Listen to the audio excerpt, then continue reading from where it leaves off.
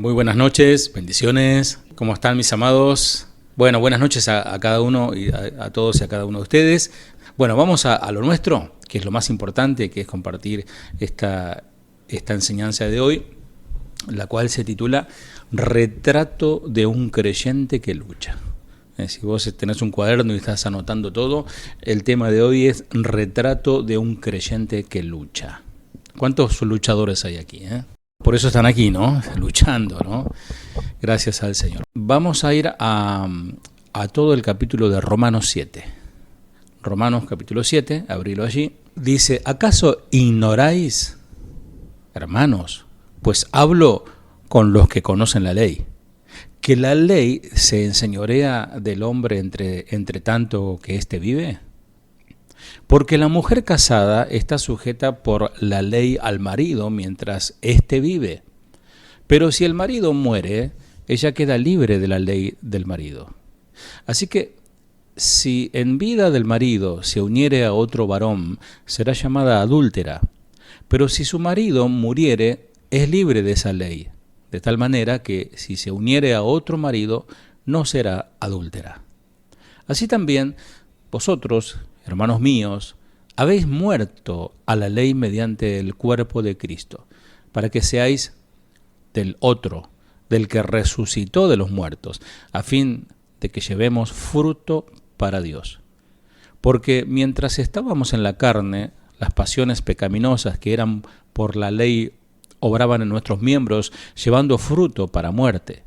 Pero ahora estamos libres de la ley, por haber muerto para aquella en que estábamos sujetos. De modo que sirvamos bajo el régimen nuevo del Espíritu y no bajo el régimen viejo de la letra. ¿Qué diremos? Pues, ¿la ley es pecado? En ninguna manera. Pero yo conocí el pecado sino por la ley, porque tampoco conociera la codicia si la ley no dijera, no codiciarás. Mas el pecado, tomando ocasión por el mandamiento, produjo en mí toda codicia, porque sin la ley de pecado está muerto. Y yo, sin la ley, vivía un tiempo, pero venido el mandamiento, el pecado revivió y yo morí. Y hallé que el mismo mandamiento que era para vida, a mí me resultó para muerte, porque el pecado tomó ocasión por el mandamiento, me engañó, y por él me mató. De manera que la ley a la verdad es santa, y el mandamiento santo, justo y bueno. Luego, lo que es bueno vino a ser muerte para mí, en ninguna manera, sino que el pecado, para mostrarse pecado, produjo en mí la muerte por medio de lo que es bueno, a fin de que por el mandamiento el pecado llegase a ser sobremanera pecaminoso.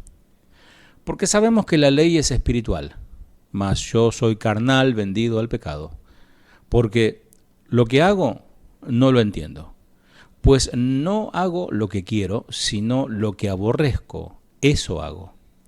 Y si lo que no quiero, esto hago, apruebo que la ley es buena, de manera que ya no soy yo quien hace aquello, sino el pecado que mora en mí. Y yo sé que en mí, esto es, en mi carne, no mora el bien, porque el querer el bien está en mí, pero no el hacerlo. Porque no hago el bien que quiero, sino el mal que no quiero, eso hago. Y si hago lo que no quiero, ya no lo hago yo, sino el pecado que mora en mí. Así que, queriendo yo hacer el bien, hallo esta ley, que el mal está en mí. Porque según el hombre interior, me deleito en la ley de Dios. Pero veo otra ley en mis miembros, que se rebela contra la ley de mi mente, y que me lleva cautivo a la ley del pecado, que está en mis miembros. Miserable de mí, ¿quién me librará de este cuerpo de muerte? Gracias doy a Dios por Jesucristo, Señor nuestro. Así que yo mismo con la mente sirvo a la ley de Dios, mas con la carne a la ley del pecado.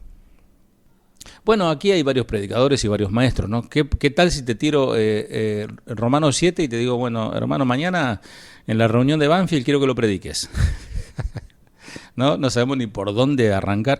Por eso es tan importante decir, bueno, por lo menos en una hora y pico, vamos a tratar de dilucidar con la ayuda del Señor y su Espíritu lo que dice aquí, ¿no? Y como siempre les voy leyendo en la versión actualizada, y dice los primeros 3 versículos. Hermanos en Cristo, ustedes conocen la ley de Moisés y saben que debemos obedecerla solo mientras vivamos. Por ejemplo, la ley dice que la mujer casada será esposa de su marido solo mientras él viva, pero si su esposo muere, ella quedará libre de la ley que la unía a su esposo. Si ella se va a vivir con otro hombre mientras su esposo vive todavía, se podrá culparla de ser infiel a su esposo. Pero si su esposo muere, ella quedará libre de esa ley y podrá volverse a casar sin que se le acuse, de haber sido infiel. Bien, la ley se enseñorea del hombre entre tanto que vive, dice, ¿no? Pablo toma el punto que la muerte pone fin a todas las obligaciones y contratos. Eso es lo que está explicando Pablo. O sea, hay una promesa, hay un juramento, una juramentación que se hace entre 2 personas que se casan, y eso es como un contrato de por vida que caduca, digamos, ¿no? Proscribe cuando uno de los 2 fallece o uno de los 2 muere. Una esposa ya no está obligada a su marido si él murió, porque la muerte termina con ese contrato. Dice el versículo 4. Algo parecido, lo que hace Pablo, lo que está haciendo es una analogía, ¿no? Toma el ejemplo de un matrimonio para explicar lo que es la ley y el pecado. Algo parecido sucede con ustedes, dice, mis hermanos, por medio de la muerte de Cristo, ustedes ya no están bajo el control de la ley. Ahora ustedes son de Cristo, a quien Dios resucitó, de modo que podemos servir a Dios haciendo el bien. Aquí Pablo explicó cuidadosamente, lo veíamos en la clase anterior, si no lo escuchaste te animo a que entres a nuestra plataforma de Casa de Oración Banfield, ahí están todas las enseñanzas.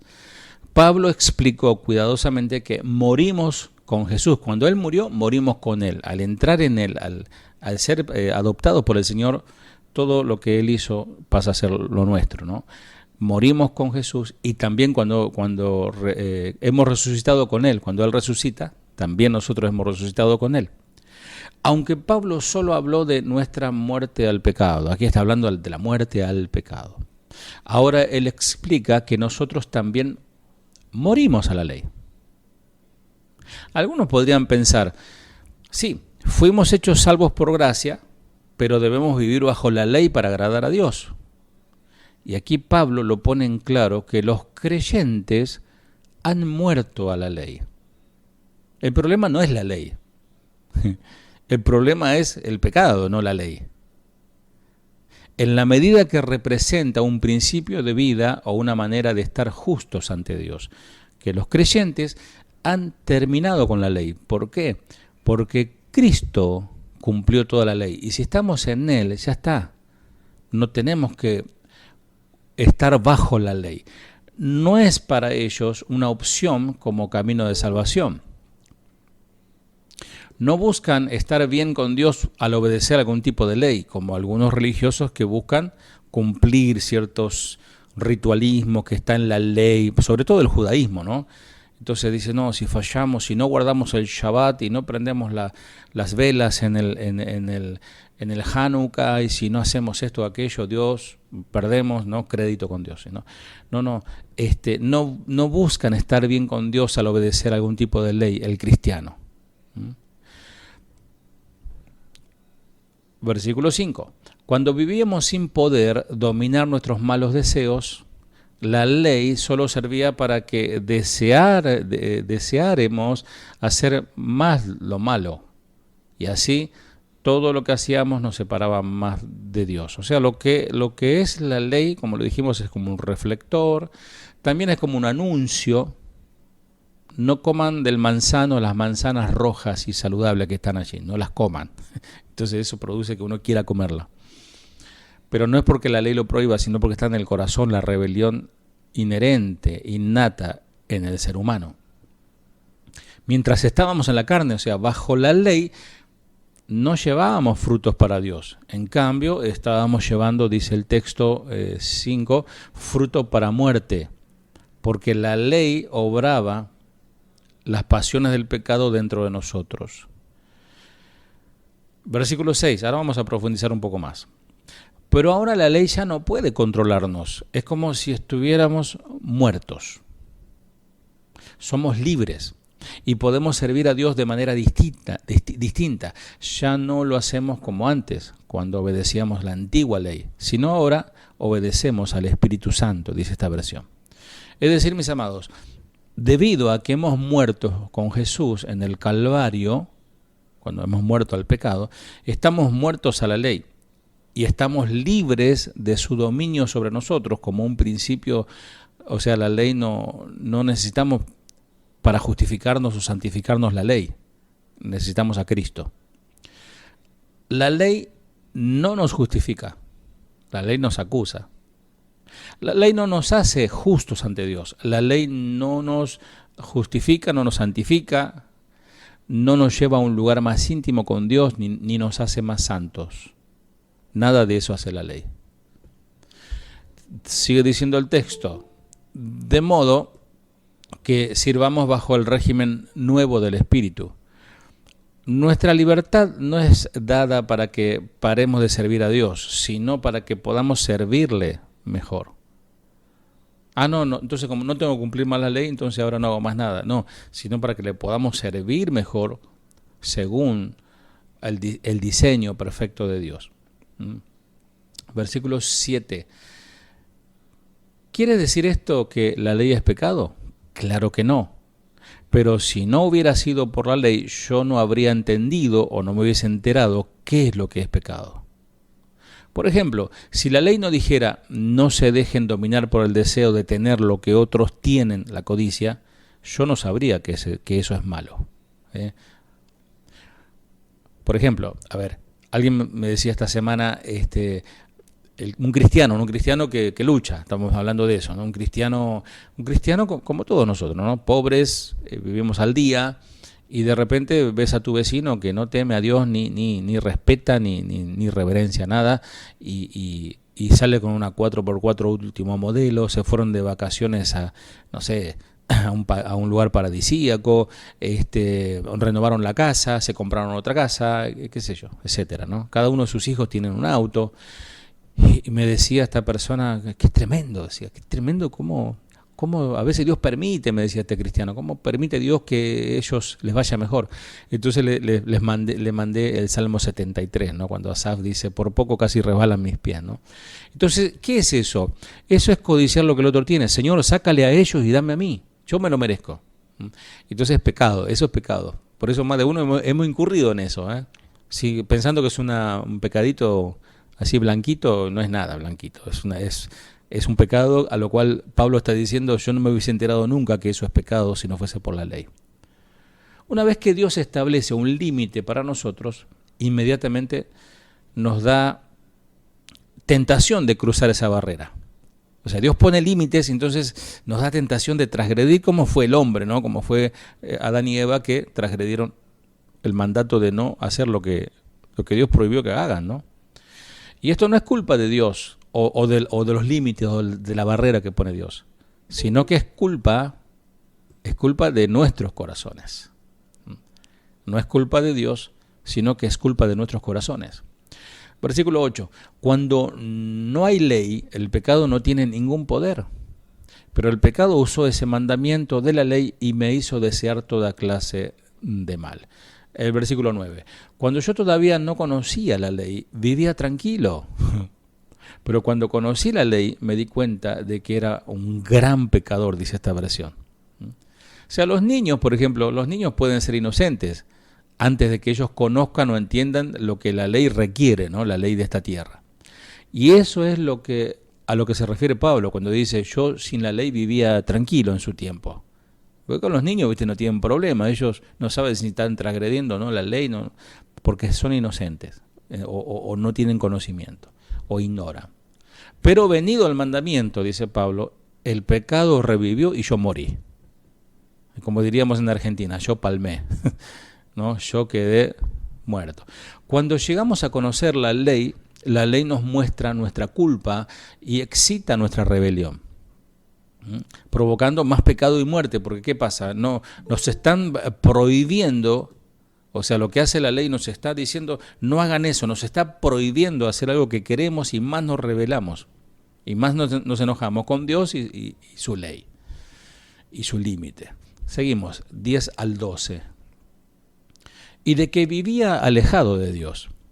Fue así como la ley, que debió haberme dado la vida eterna, más bien me dio la muerte eterna. Porque el pecado usó la ley para engañarme, y con esa misma ley me alejó de Dios. Ya vamos a explicar eso. 12. Podemos decir entonces que la ley viene de Dios y que cada uno de sus mandatos es bueno y justo. No hay nada malo en la ley. No es la ley que nos engaña, pero es el pecado el cual usa la ley como una ocasión para rebelión. Y esto es, Pablo decía que el ser humano entiende como que la ley lo engañó, pero en realidad el pecado lo engañó. Y este es el por qué Jesús dijo, conoceréis la verdad y la verdad os hará libres. Es decir, cuando no conocemos la verdad, solamente viene el límite de Dios, que es la ley, en realidad no nos hace libre eso. Al contrario, nos mata, porque nos dice qué es lo que somos. Seguimos, 13 al 19.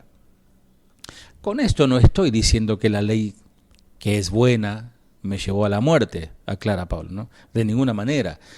El que hizo esto fue el pecado, ahí lo aclara, ¿no? Que usó un mandato bueno, así, por medio de un mandato bueno, todos podemos saber lo realmente malo y terrible que es el pecado. Nosotros sabemos que la ley viene de Dios, pero yo no soy más que un simple hombre, dice Pablo, y no puedo controlar mis malos deseos, soy un esclavo del pecado. 15.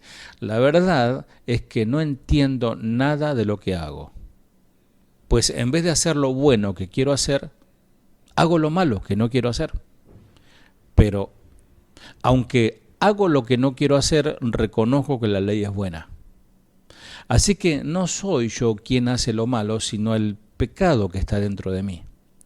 Yo sé que mis deseos egoístas no me permiten hacer lo bueno, pues aunque quiero hacerlo, no puedo hacerlo. En vez de lo bueno que quiero hacer, hago lo malo que no quiero hacer. Cualquiera de nosotros a estas alturas podríamos decir, Pablo tenía un problema de esquizofrenia, estaba loco Pablo. Pero en realidad nos pasa todo el tiempo a nosotros eso. Todo el tiempo nos pasa. Por eso es tan importante beber del manantial del Señor, comer el pan de vida a cada instante. Hace esta comparación, así como comemos todos los días, amado. Todos los días comemos, ¿no? Un tentempié, comemos un sanguchito aquí, una facturita, una tortita por allá, y después una buena cena o un buen almuerzo, y vivimos, porque si no, el cuerpo se puede dañar mucho si no nos alimentamos. Lo mismo pasa con la parte espiritual. Entonces, por eso es la batalla. Si nosotros damos lugar al diablo, ¿cómo damos lugar al diablo? Cuando nos alejamos de todo lo que significa Dios. El problema de Pablo no es la falta de deseo. Él quiere hacer lo que es correcto. Dice, pues no hago lo que quiero. O sea, él dice, tengo que hacer esto porque quiero obedecer a Dios, pero no lo estoy haciendo. Su problema no es el conocimiento, porque él sabe, él se da cuenta lo que tiene que hacer y se da cuenta que no lo está haciendo. Ese es el problema con el cristiano comprometido como vos. Estás acá en este estudio aprendiendo muchas cosas, ¿no? Desarrollando, abriendo tu mente y tu corazón a muchas respuestas a través de la palabra del Señor, cosas que por ahí leías y no entendías. Y ahora lo sabés, pero aún así, aunque lo sepas, carnalmente todavía tenés las mismas deseos y las mismas pasiones. O tenés las mismas inclinaciones, por decirlo de alguna manera. Apaguen su micrófono, por favor. Entonces su problema no es el conocimiento, él sabe lo que es correcto. Su problema es la falta de poder. porque el querer el bien está en mí, pero no en hacerlo. ¿Viste cuando tenés fiaca de hacer algo? Oh, sí, sé que hay que hacerlo, sé que me tengo que levantar a llevar al niño al colegio, pero tengo la fiaca, un frío, ¿no? Y bueno, y uno sabe, y está luchando, hago un ejemplo así muy de todos los días, ¿no? Uno sabe que tiene que hacer lo correcto porque el nene tiene que estudiar y vos no te querés levantar porque tu cuerpo está planchado, pues estás cansado. Entonces, es esa lucha, ¿no? Hasta que haces fuerza y te levantás, te congelás un ratito y después arrancás la jornada. Entonces, le falta poder porque la ley no da poder. La ley no da poder.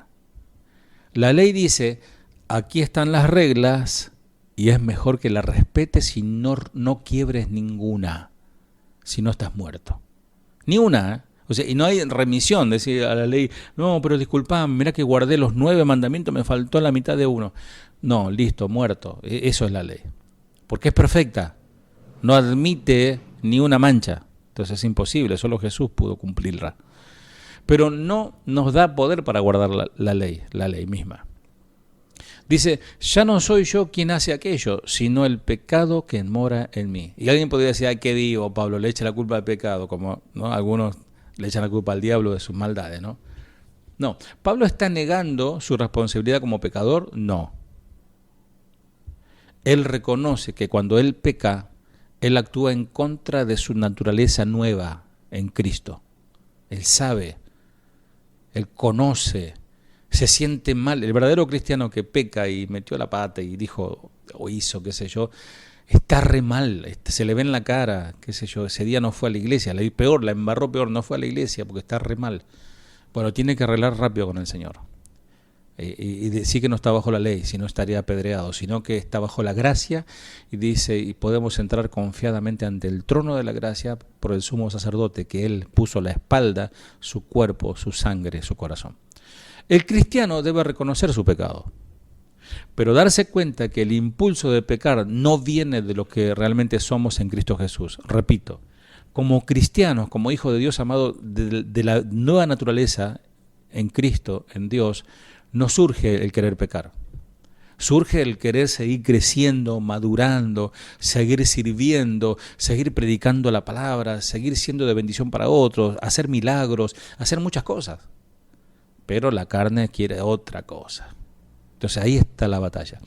Para ser salvos del pecado, un hombre debe al mismo tiempo poseerlo y repudiarlo. Si vos querés realmente sos salvo del pecado, vas a repudiar el pecado.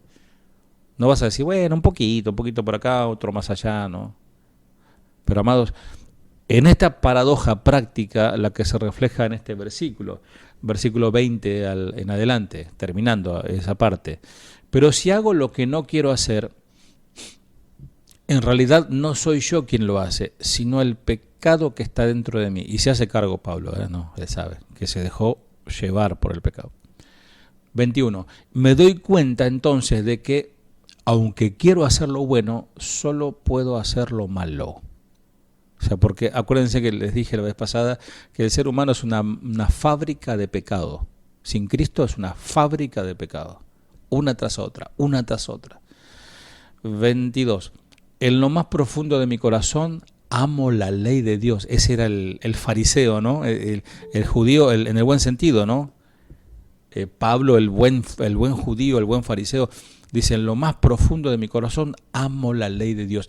Y hubieron en los tiempos de Jesús fariseos realmente sinceros que amaban la ley de Dios y que después conocieron al Señor, como por ejemplo Nicodemo, que es uno que más conocemos. 23. Pero también me sucede otra cosa. Hay algo dentro de mí que lucha contra lo que creo que es bueno. Y no es un demonio, ¿eh? No está diciendo y reprendí al diablo, le eché aceite a los ojos. No. Dice, hay algo dentro de mí que lucha contra lo que creo que es bueno. Trato de obedecer la ley de Dios, pero me siento como en una cárcel, donde lo único que puedo hacer es pecar. Sinceramente, deseo obedecer la ley de Dios, pero no puedo dejar de pecar porque mi cuerpo es débil para obedecerla. Pobre de mí, dice, miserable de mí. ¿Quién me librará de este cuerpo de pecado? este cuerpo que me hace pecar y me separa de Dios. Le doy gracias a Dios porque sé que Jesucristo me ha librado. Y ahí cierra, ¿no? Con estas palabras, ¿no? Lo último, digamos, es un canto de gloria, ¿no? Estalla en un canto de júbilo. Pero después de todo lo que dijo, parece como que no hay salida, como, Señor, no estoy condenado, dice, pero le doy gracias a Dios porque Jesucristo me ha libertado del poder, o sea, del juicio de la ley y del poder del pecado. Amén. Cualquiera que haya intentado hacer el bien está consciente de esta lucha. Y bueno, el cristiano está todo el tiempo, ¿no? Con la responsabilidad de hacer el bien en todo. A ver, vos sabés que no tenés que mentir, por más que pierdas dinero o hasta puedas perder algo, un trabajo, no sé. ¿No? Porque si vos por ahí le mandás una mentira, el otro te va a entender y bueno, le zafamos. Pero transgrediste, ¿no? Contristaste al Espíritu. Entonces, estamos todo el tiempo luchando. Te pegaste un martillazo en el dedo y antes cuando estabas en el mundo te mandabas un rosario y un rezo ahí de malas palabras, ¿no? Y ahora te pegas un martillazo en el dedo y empezás a cantar una alabanza, ¿no? Empezás a cantar Soy feliz, ¿no? Cualquiera que haya intentado hacer el bien es consciente de esta lucha. Nunca sabemos lo difícil que es dejar de pecar hasta que lo intentamos. Wow. Nunca sabemos lo difícil que es dejar de pecar hasta que lo intentamos. Es más fácil pecar porque a la carne le sale sola que comenzar a intentar dejar de pecar. Y amados, no va a venir un ángel del cielo a darnos fuerza para que dejemos de pecar. Depende de nosotros. Y apelar a nuestra nueva naturaleza que ya no desea pecar. Por eso dice Pablo en otras partes, ¿no? Hacer morir la carne. Dijo C.S. Lewis, ningún hombre sabe lo malo que es hasta que ha tratado de ser bueno. Qué tremendo, ¿no? Ningún hombre sabe lo malo que es hasta que ha tratado de ser bueno. Porque no le sale. Pero con Cristo sí, y no es que se esfuerza, sale naturalmente. ¿Por qué cambió su naturaleza? No, porque las cosas viejas pasaron, toda la pudredumbre y la maldad pasaron, ahora sos una nueva criatura. Amén. Y sigue diciendo, porque según el hombre interior me deleito en la ley de Dios. Pablo sabe que su verdadero hombre interior se deleita en Dios. Por eso, amados, a veces nosotros juzgamos, ¿no? Juzgamos y yo me pongo en primera línea. Juzgamos y vemos a un hermano que por ahí, a una hermana que dice, a ver, pero cuando está la hora de la alabanza, vos lo ves con las manos alzadas, adorando al Señor, decís, pero este es un hipócrita. Y vos no sabés su corazón.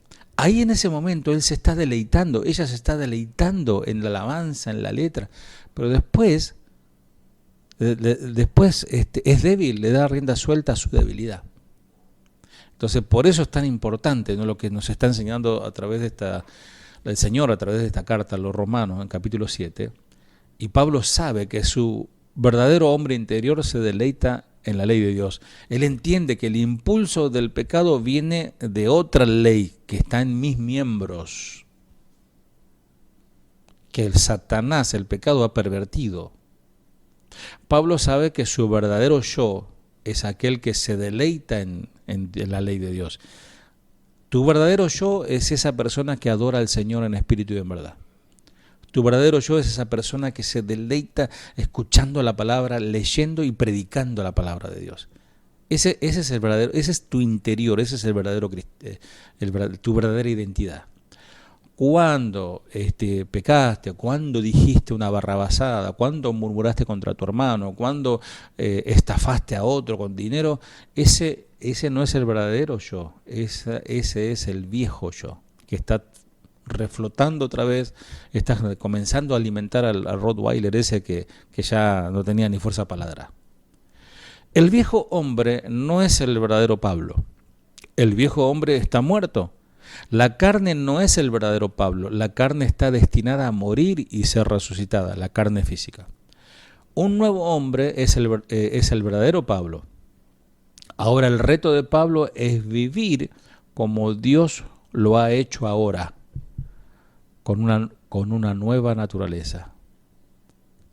Ya no tiene que estar allí lloriqueando y diciendo, estoy luchando, no puedo, porque no es que te da ese permiso. Algunos leen eso y dicen, si a Pablo le pasó, yo también puedo pecar tranquilo. No. Pablo nos da una enseñanza tremenda y después seguimos avanzando, nos damos cuenta, amados, que Pablo era un hombre santo, un hombre íntegro. Cuando Pablo describe, ¿a quién me libra? Ay, miserable de mí. Digan sin abrir el micrófono, miserable de mí. Digan así, como tanguero, miserable de mí. Cuando Pablo describe este cuerpo de muerte, ¿quién me librará de este cuerpo de muerte? Algunos comentaristas muy serios y muy creíbles dan esta referencia a los antiguos reyes que atormentaban a sus prisioneros al encadenarlos a cadáveres en descomposición. O sea, le ponían esposas, grillos a la espalda a un cadáver. Y Pablo anhelaba ser liberado de ese cuerpo miserable, ese cuerpo de muerte que estaba encadenado a él. Y era costumbre de los antiguos tiranos, cuando deseaban someter a los hombres al peor, al más terrible de los castigos, atarles un cadáver poniéndolo en la espalda con espalda, y allí estaba el hombre vivo con un cuerpo muerto en su espalda, descomponiéndose, pudriéndose, corrompiéndose, y él debía de arrastrar todo el tiempo. Imagínense dormir con un cadáver, ¿no? Tremendo los romanos, las cosas que hacían, ¿no? Si este ya está muerto, ya está condenado a muerte, ya vamos a jugar con él. Le ponían un cadáver en su espalda. Y esto Pablo lo sabía y Pablo lo había visto. Y él tiene dentro de él una nueva vida. Tiene un principio viviente e inmortal en su espíritu. El Espíritu Santo está en él, pero siente que debe arrastrar consigo un cuerpo muerto. Y hablaba de su naturaleza. Este cadáver, algo tan repugnante, imaginarlo, tan horrible, tan abominable para su nueva vida, como un cadáver muerto y apestoso, lo sería para un hombre vivo. ¿Quién podría dormir con un cadáver que ya está hace una semana? Nadie en su sano juicio. Entonces, de la misma manera, Pablo está diciendo, el pecado en mí es eso.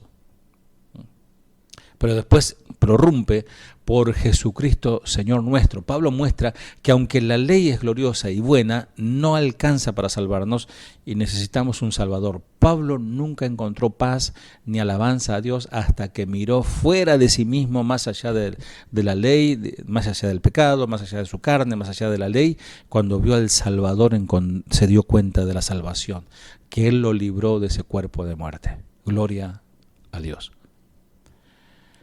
En lo que tiene que ver, amados, con el tema se titula El retrato de un creyente que lucha. Amén.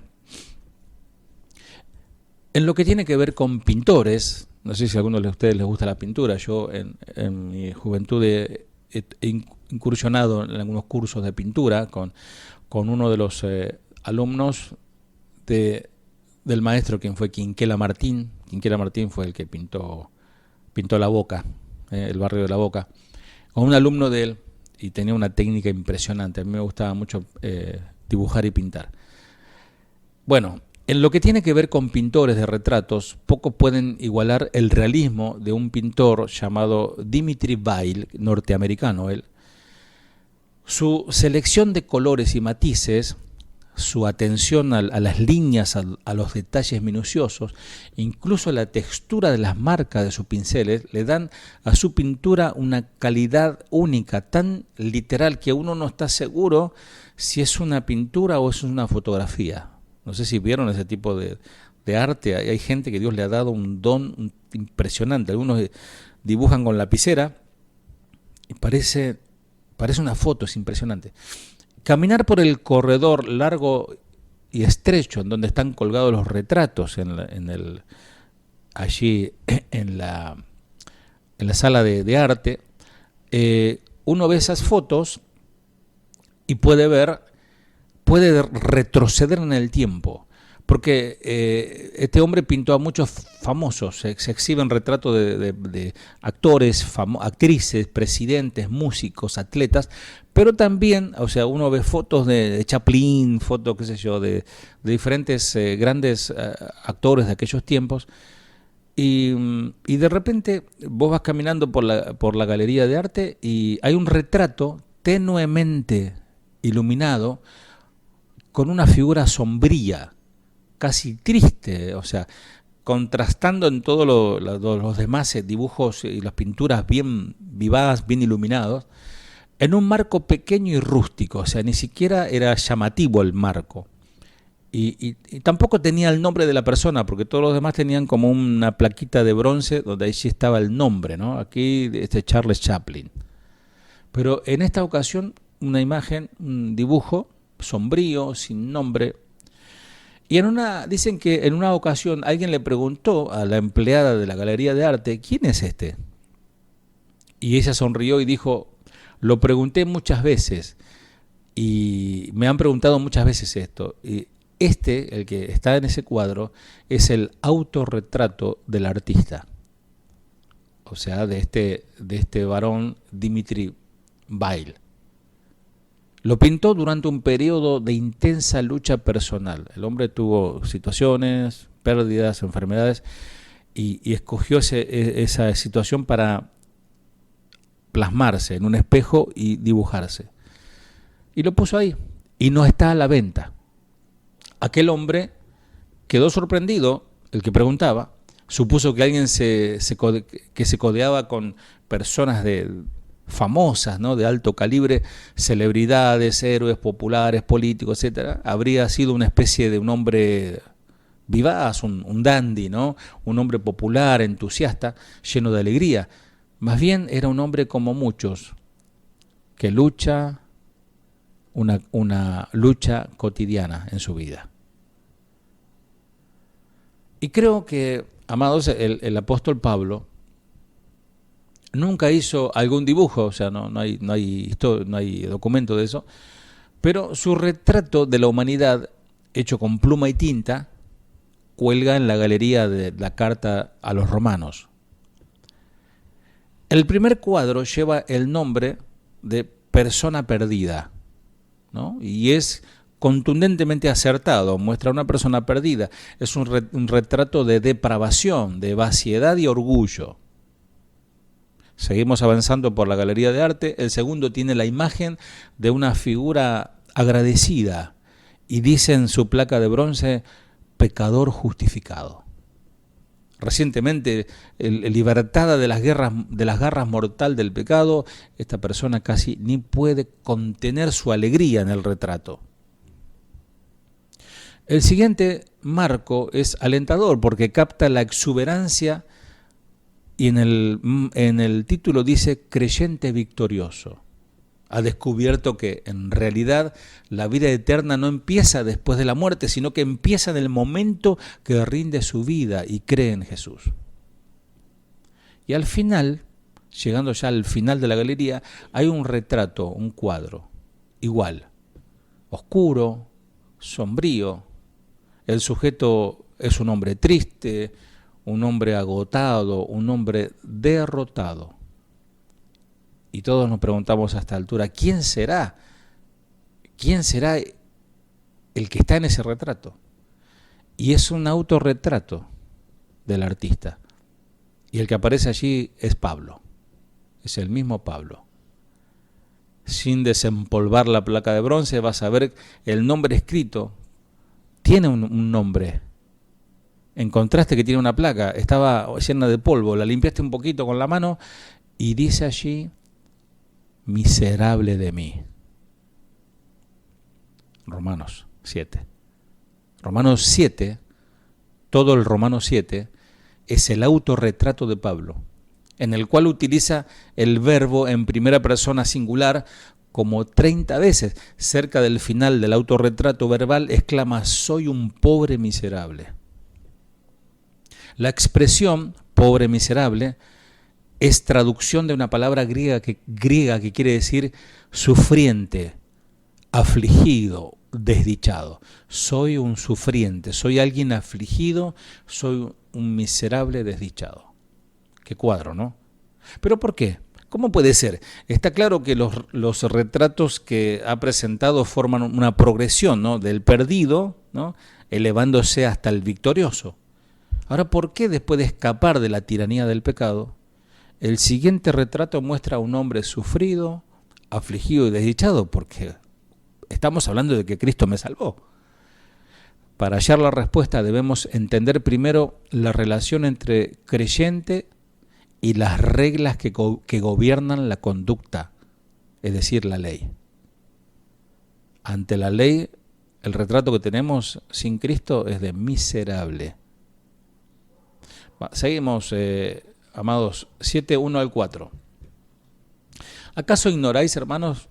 Pues hablo con los que conocen la ley, que la ley se enseñorea del hombre entre tanto que éste vive. Porque la mujer casada está sujeta por la ley al marido mientras éste vive, pero si el marido muere, ella queda libre de la ley del marido. Así que, si en esta vida del marido se uniere a otro varón, será llamada adúltera. Pero si su marido muriere, es libre de esa ley. De tal manera que si se uniere a otro marido, no será adúltera. Así también vosotros, hermanos míos, habéis muerto a la ley mediante el cuerpo de Cristo, para que seáis de otro, del que resucitó de los muertos, a fin de que llevemos frutos para Dios. Pablo había hecho anteriormente la declaración provocativa de que los creyentes ya no están bajo la ley, sino bajo la gracia. Eso lo vimos en el capítulo 6. 14. Y ahora vuelve para explicar cómo esto puede ser verdad. Primero mediante una ilustración en que utiliza la ley civil. Pablo propone un escenario hipotético a consideración de sus lectores y de nosotros que estamos estudiando. En este escenario, un matrimonio, al parecer, está en tensión, está en una crisis, por el deseo de la mujer de estar con otro hombre. O sea que, repito, Pablo propone un escenario hipotético a consideración. En este escenario, un matrimonio, al parecer, está en crisis, en tensión, por el deseo de la mujer de estar con otro hombre. Pero la ley del matrimonio le prohíbe que deje a su primer esposo para casarse o unirse con otro hombre. Esta ley rotularía su culpa como adulterio.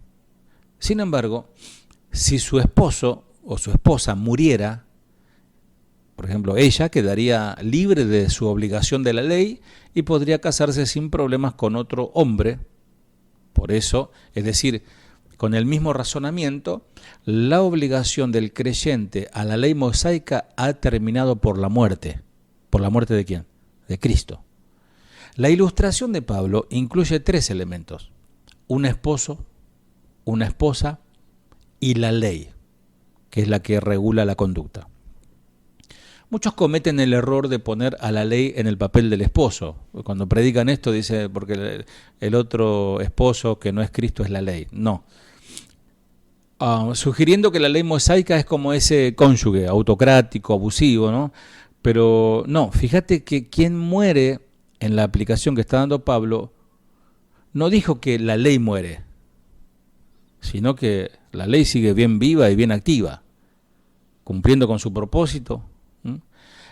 El que muere acá es el creyente muere y con él sus obligaciones maritales al pecado. Cuando Cristo muere y rinde su vida a Cristo, también murió al pecado, porque Cristo venció al pecado. Cristo venció al pecado, Cristo murió por ese motivo. Y esto llega a ser claro cuando Pablo concluye en el versículo 6, pero ahora, al morir, a los que nos tenía subyugado, hemos quedado libres de la ley. Anteriormente estábamos atados al pecado. Una relación entre el creyente y la ley existe después de su muerte, en Cristo. Por eso dice la palabra en Cristo, siempre en Cristo. Vamos al versículo 5 al 6, avanzando rápidamente.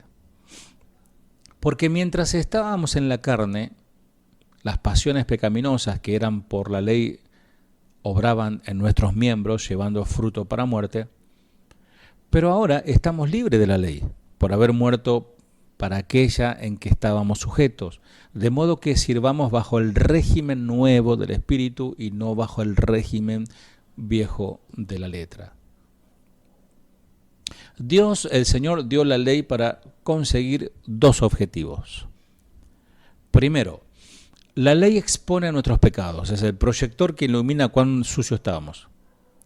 Dios dio la ley para confrontarnos con nuestros pecados a fin de que podamos arrepentirnos y acudir a Él por fe. O sea que aprendimos esta verdad en nuestro estudio oportunamente en el capítulo 5, versículo 12 al 13. Segundo objetivo de Dios con el tema de la ley. La ley expone nuestra naturaleza de pecado.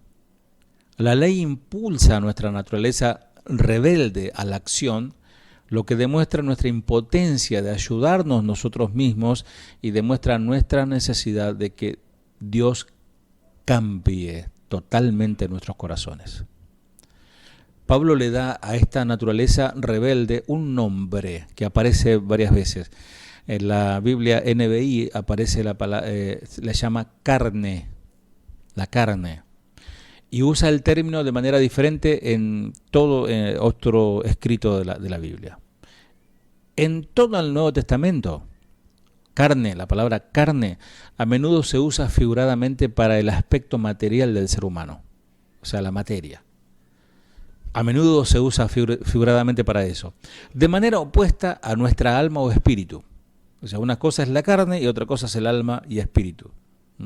Por eso Jesús dijo una vez que la carne es débil, ¿no?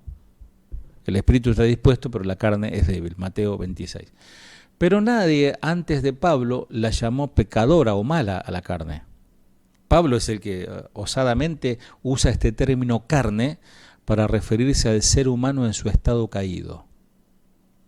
La carne está programada para pensar como el sistema del mundo. La carne se siente cómoda en el mundo, la carne se siente cómoda en el pecado, la carne se siente cómoda en la maldad,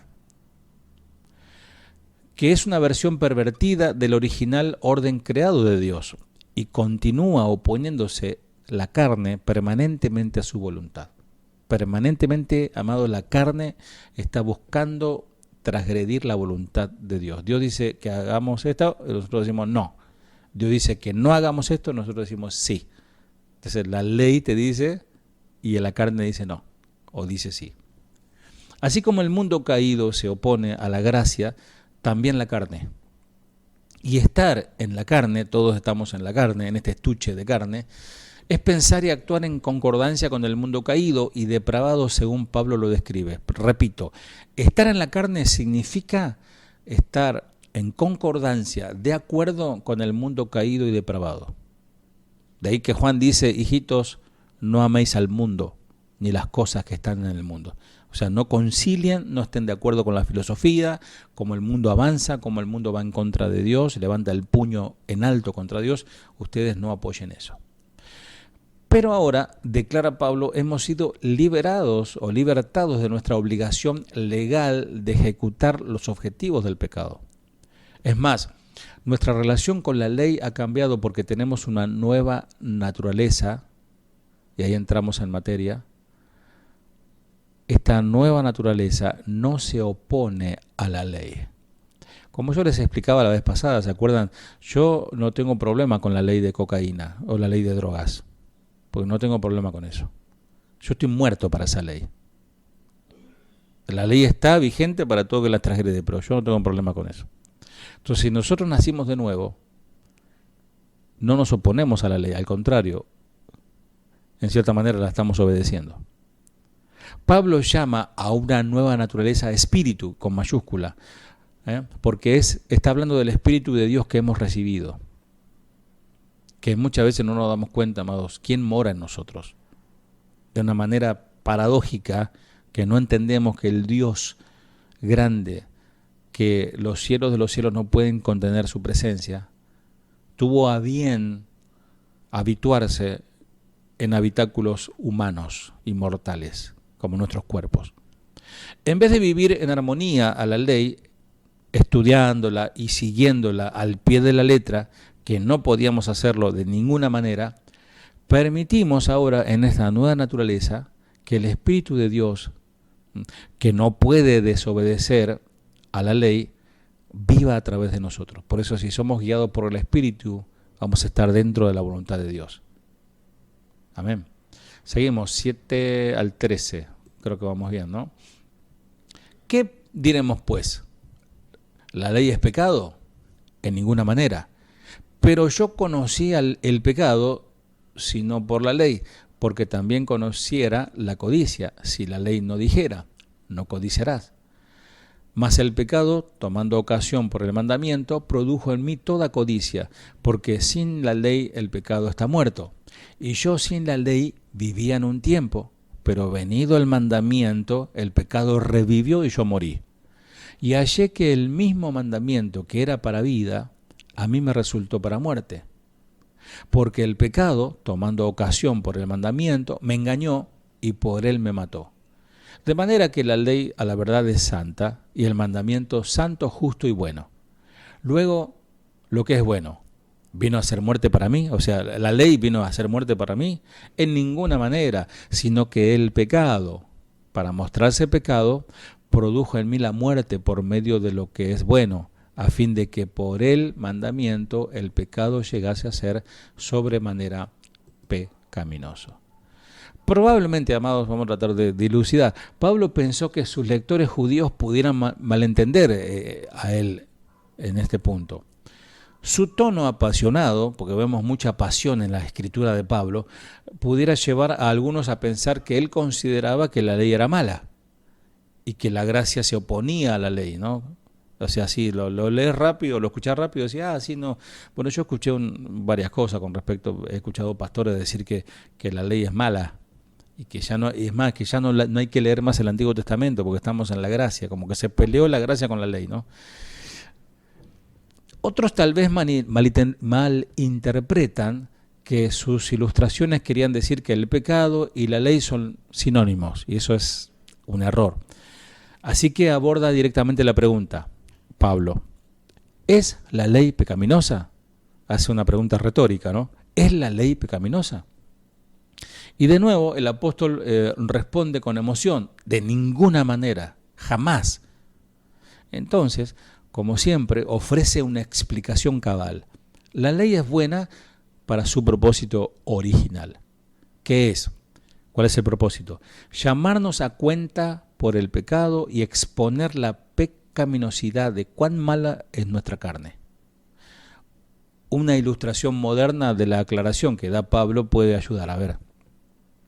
Hasta no hace mucho tiempo, la mayoría de las personas no se enteraban que padecían cáncer. Vamos a dar un ejemplo bastante fuerte, ¿no? Pero es así.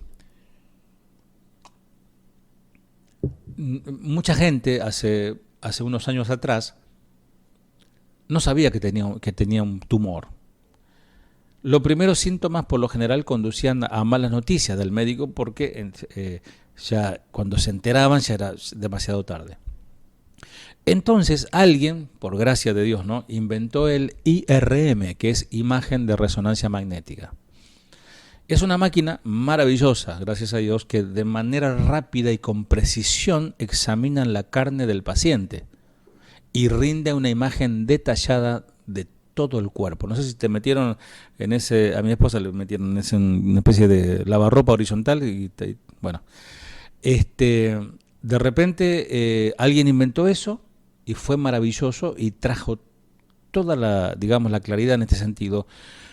Y cuando salen las placas, todas las filminas, esa dijo el otro, cuando sale todo eso, un ojo entrenado puede entonces examinar, el médico que ya está entrenado, ha estudiado, examina la imagen y localiza si hay alguna mancha, algún tumorcito por ahí, antes de que el paciente comience a sentir síntomas. Si la IRM, o sea, esta imagen de resonancia magnética, lleva un diagnóstico de, por ejemplo, un cáncer, el paciente sería necio si le echara la culpa de su enfermedad a la máquina. No, la máquina me infectó, ¿no? Al contrario, debería estar agradecido porque se ha descubierto su problema a tiempo para tratarlo. En esencia, el apóstol Pablo dijo, yo no supe que estaba muriéndome de la enfermedad del cáncer del pecado, hasta que el IRM de la ley reveló mi enfermedad terminal. Es más, la ley me mostró que me encantaba mi enfermedad y que haría todo lo posible para conservarla. Era como un muerto en vida. Al señalarme el problema, la ley demostró que yo estaba viviendo bajo sentencia de muerte. La ley es la herramienta del diagnóstico de Dios, mis amados. Su propósito es exponer la enfermedad del pecado y presentarnos el pronóstico. El diagnóstico y el pronóstico. La enfermedad es mortal si no se trata, pero es completamente curable. Ahora, pregunto, ¿causa muerte la ley? No, no causa, así como el IRM tampoco causa la enfermedad. Seguimos, 14 al 16. Paciencia, ya terminamos. Porque sabemos que la ley es espiritual, mas yo soy carnal, vendido al pecado. Porque lo que hago no lo entiendo, pues no hago lo que quiero, sino lo que aborrezco, eso hago. Y si lo que no quiero, eso hago, apruebo que la ley es buena. Así que aquí Pablo introdujo el concepto de la carne anteriormente y la declaró como el opuesto. La carne es el opuesto al espíritu. Pero necesita explicar cómo esta continúa impactando al creyente. ¿O no te impacta la carne? Todo el tiempo, ¿no? Quizás ahora te está impactando, te quiere dormir. No, vamos que ya terminamos. Impacta sobre nuestra vida espiritual. Sobre todo cuando la interacción se hace más compleja. Antes de que la persona crea, la carne sirve al pecado y percibe en su nuca la condenación de la ley. Porque la ley moral está en el ser humano, aunque no haya leído nunca el decálogo, los 10 mandamientos. Incluso si la persona quiere obedecer la ley de manera consistente, su esfuerzo terminará en fracaso. Una vez que alguien ha recibido la gracia de Dios por fe, ahora el Espíritu Santo de Dios pasa a residir de una manera paradójica en la vida del creyente. Y así empieza la lucha interna. La carne continúa sirviendo al pecado en tanto que el Espíritu sirve a la justicia.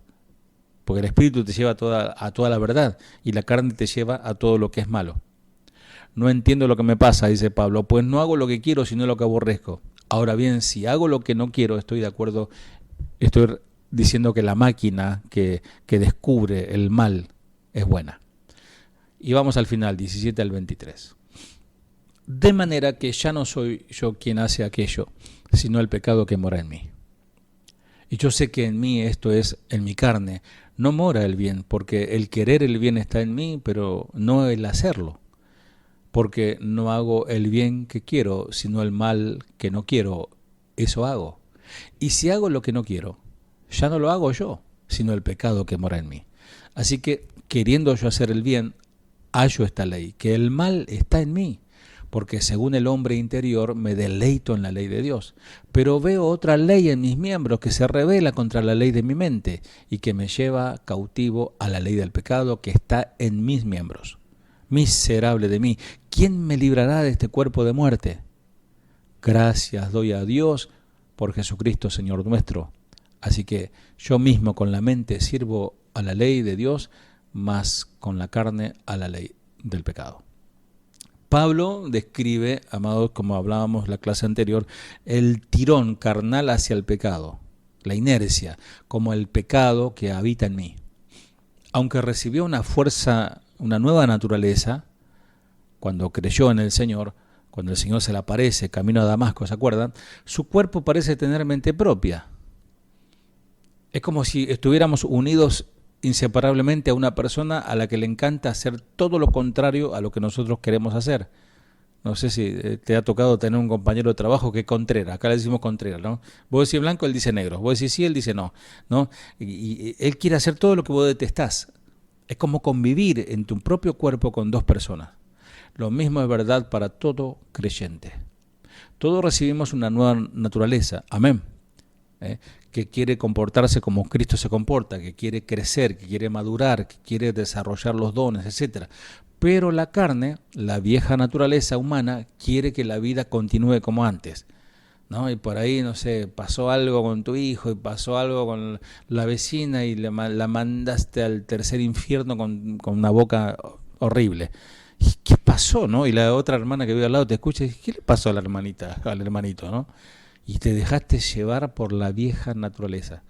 Y esto es parte de la descripción de la batalla.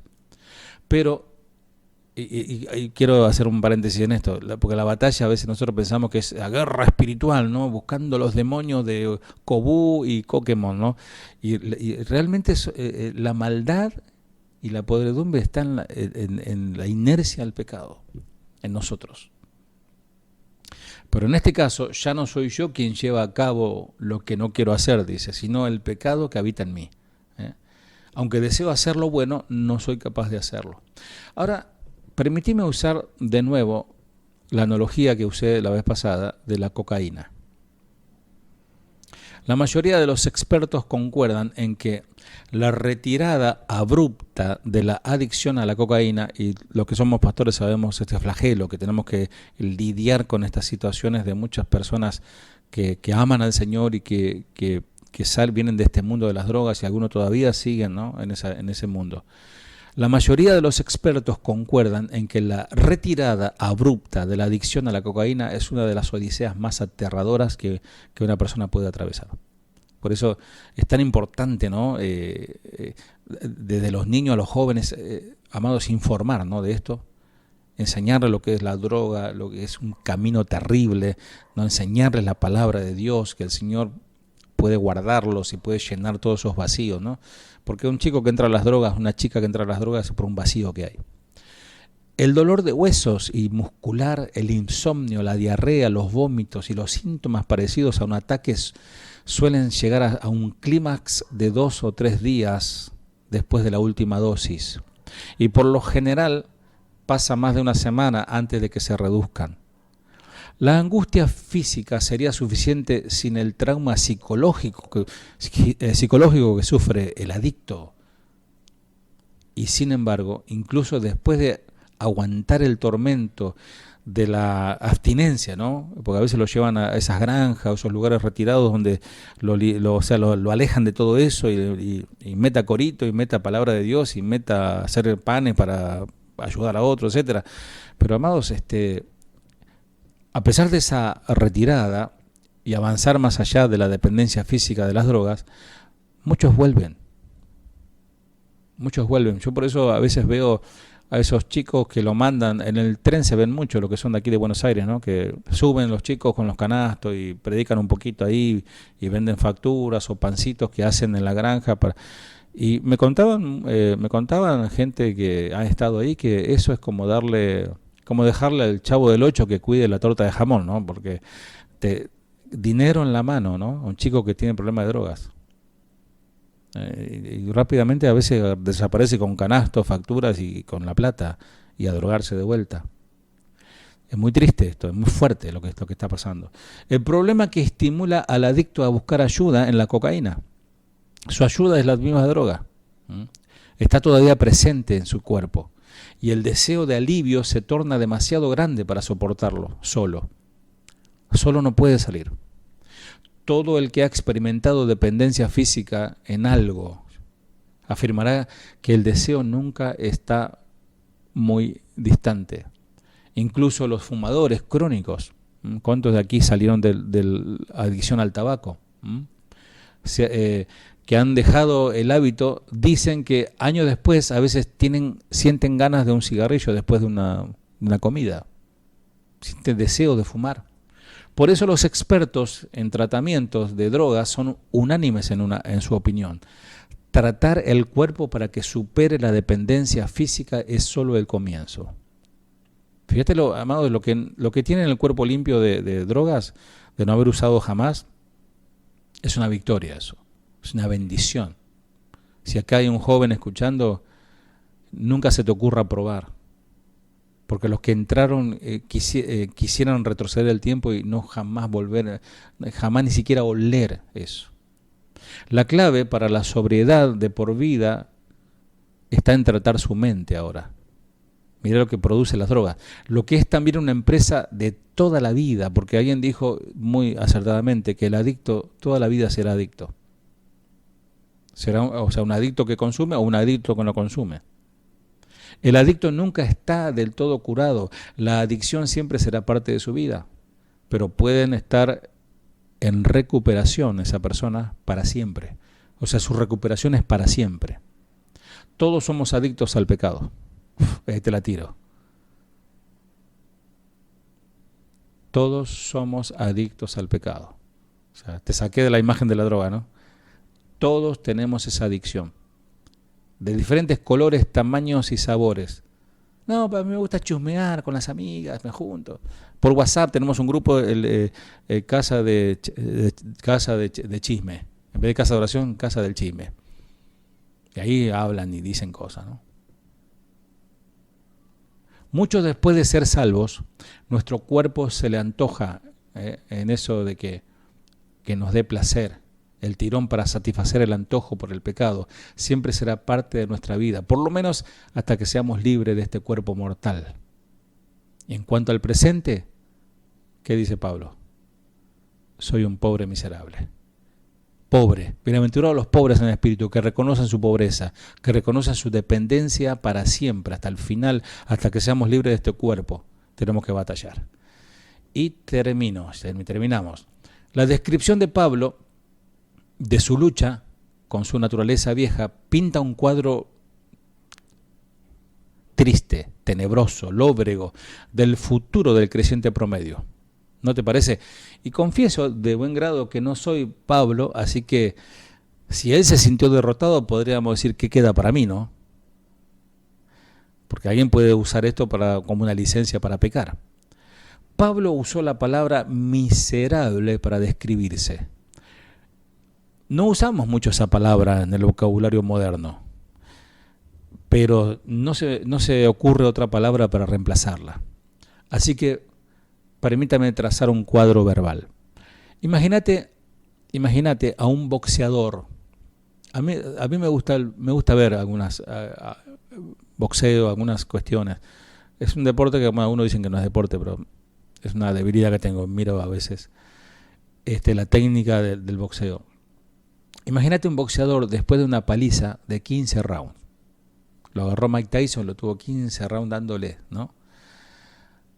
Y este boxeador que recibe la paliza con meses de entrenamiento, entusiasmo, sueño de gloria, y se imagina él levantando el cinturón, etcétera, ¿no?